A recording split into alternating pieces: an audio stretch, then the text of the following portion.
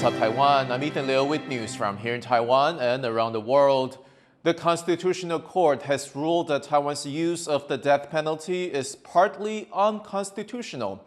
Its long-awaited ruling was in response to a case brought by Taiwan's 37 death row inmates. Louis Watt reports from outside the court. This ruling today at the Constitutional Court was seen as the best chance in a generation to overturn the death penalty. Taiwan's 37 death row inmates argued that it was unconstitutional because it goes against the right to life enshrined in the country's constitution. But whereas the 12 justices in their judgment today said that the right to life is protected by the Constitution, that protection is not absolute. They said the state may punish murder to protect people's lives for the purposes of just retribution and to maintain social order. They said that it was constitutional, but its use should be limited and it can only be used for the most serious crimes. Now, in a sense, that's already what happens in Taiwan, because even though there are still dozens of laws on the books that carry the capital punishment, it's only given out in practice to a handful of convictions for murder. And in recent years, fewer people have been sentenced and fewer executions have been carried out. Now, the fact that the court did not rule that it was unconstitutional has been met with disappointment tonight by activists. But on the other hand, the main opposition party, the KMT, which is strongly in favor of capital punishment, they say that these guidelines are the equivalent to outlawing the death penalty in practice. And some legal scholars are saying that it's now going to be difficult to give the death penalty because how do you define what the most serious crimes are? Luffy Lee, John Su and Louise Watt in Taipei for TaiwanPlus. The Economy Ministry has told TaiwanPlus that Gov't Apollo, the Taiwanese company whose brand of pagers exploded in Lebanon earlier this week, has no history of direct exports to Lebanon. The ministry says Gov't Apollo has exported 260,000 pagers, but that it cannot confirm the exact models. Officials say there's no record of explosions with any of the company's previous exports. Police are investigating whether the pagers in Lebanon were modified with explosive after export or during manufacturing by a third party. Leaders of Japan, Australia, the U.S. and India will gather in the U.S. state of Delaware for Saturday's quadrilateral security dialogue. China has in the past called the group a U.S.-led mini-clique that poses a threat to its security. But members of the so-called Quad deny targeting any specific countries. To learn more about why these leaders are meeting in the U.S., our reporter Otto Brauer spoke to Arzen Terapor, a research scholar at Stanford University. What's the significance of the fourth Quad leaders in-person summit? I think what we're about to see in Delaware on Saturday is the fourth in-person summit, but it's the sixth leader-level meeting, the sixth summit of the Quad since 2021. And I think, in my reading, what that represents is a pretty consistent, enduring political will from all the four countries to keep meeting. So when they first met in early 2021, that was a bit of a surprise that they had taken it to the summit level. Even when it began at the foreign ministers level in 2019, there was always some uncertainty about how regularly or if indeed they would keep meeting. The leaders of the US and Japan will soon step down from office. What does this mean for the future of the quadrilateral security dialogue? I think what we've seen in all four countries is a relatively broad base of political support for the Quad.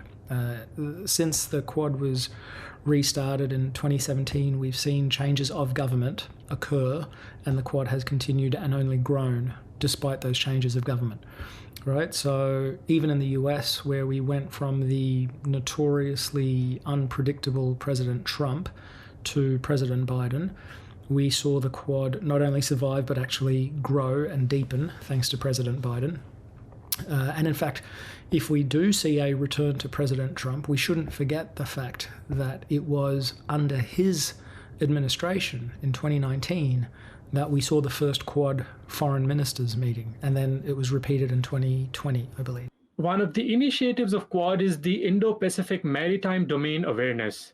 How are the Quad countries coordinating their efforts through this initiative to counter China's coercive activities in South China Sea and the Indian Ocean? I think the importance of IPMDA, and I would really caution that we shouldn't take IPMDA in isolation, right? It is part of a broader strategy, including other initiatives that are being pursued by the Quad Foreign Ministers track, not the Leaders track, which try to build the capacity of regional states to be able to know what is happening in the waters that they care about, and to be able to take action on them. And again, the idea fundamentally is to expose wrongdoing, so that, as we see in the South China Sea, when you expose what is happening, that acts as a deterrent to further action or to escalation.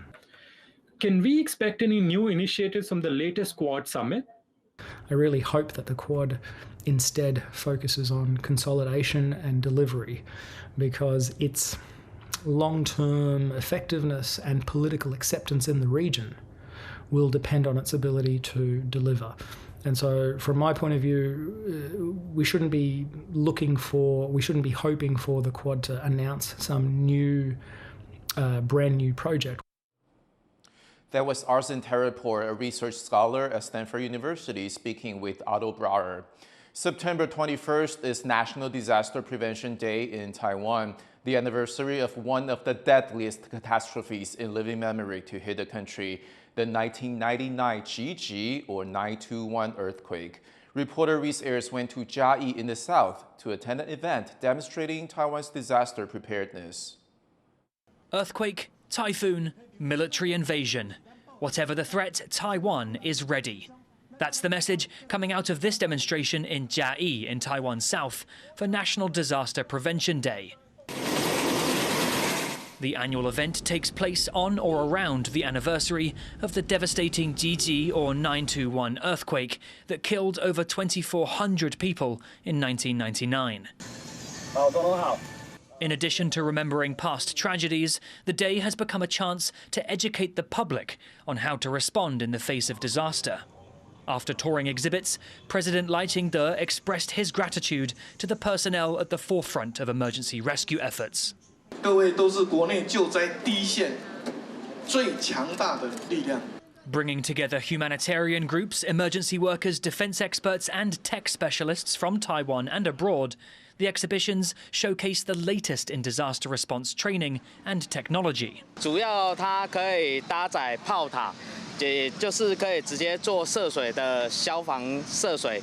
The event considers disaster response from a range of angles, from food prep to medical equipment to rescue animals. 是那个赈灾救援专用的狗，就瓦砾，所以说它在有地震瓦砾的时候，我们会派我们的狗去做第一个搜索。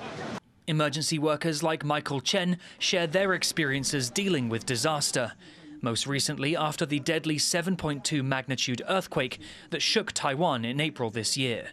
We respond earthquake. There's a building in the New Taipei City collapsed, so we go to the response space to rescue the patient inside. Enoch Wu, a former Special Forces soldier turned politician, was there too with his organization Forward Alliance, a civil defense think tank based in Taipei. You know, we've trained approximately 20,000 civilians in the past few years in emergency response. And what we're here to showcase is that civil society, is that the general public stands ready to help in case of emergency. Civil society has increasingly been taking an active role in Taiwan's disaster response.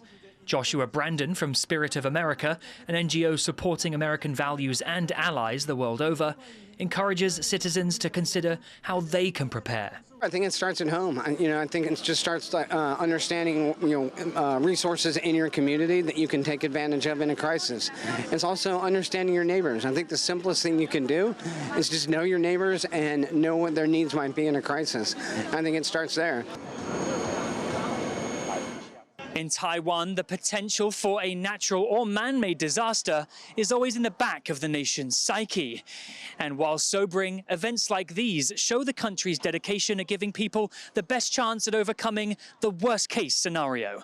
Joseph Wu and Rees in Jiayi for TaiwanPlus.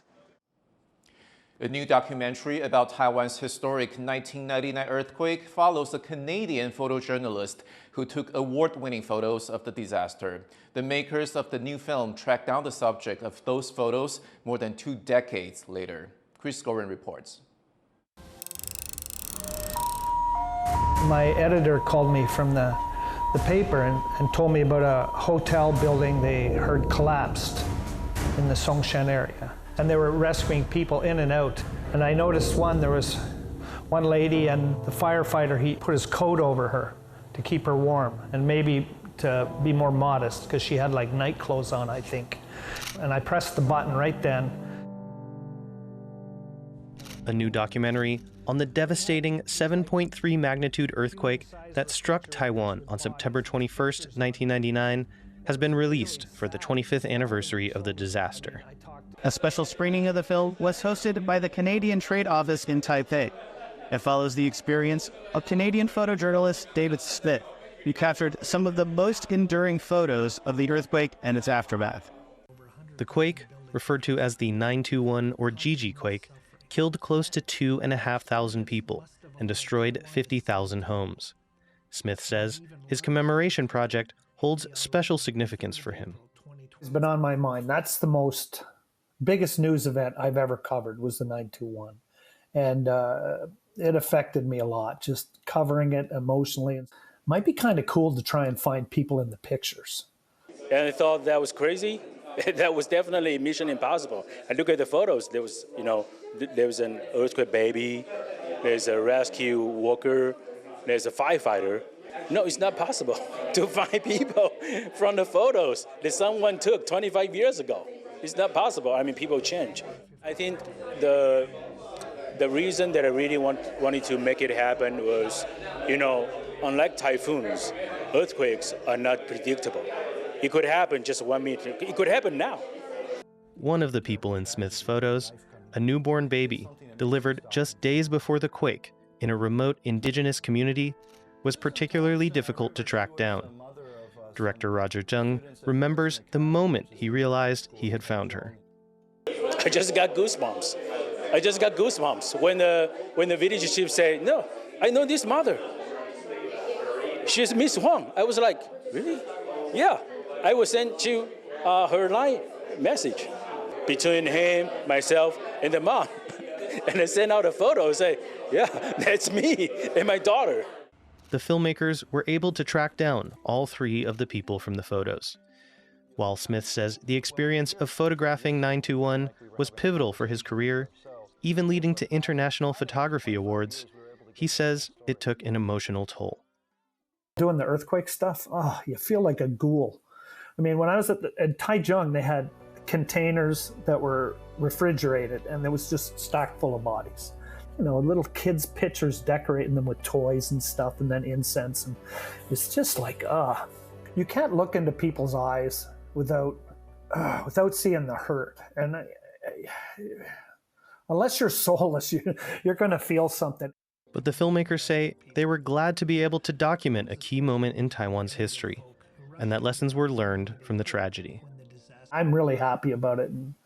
And hopefully it's a piece of Taiwan history and people will remember it. And I'm kind of proud to do that, to be part of Taiwan history, or to record part of it, I mean. Revisiting 921, now available to view on TaiwanPlus, comes almost 6 months after another major earthquake in April. It offers a reminder of how far the nation has come since that defining tragedy 25 years ago. Kamashu, Pichi Zhuang, and Chris Gorin for TaiwanPlus. Thank you for watching What's Up Taiwan. Finally, we leave you with images of French Impressionist painter Claude Monet's Water Lilies, which will be auctioned off in Hong Kong next week. I'm Ethan Liu. Take care, and I'll see you next time.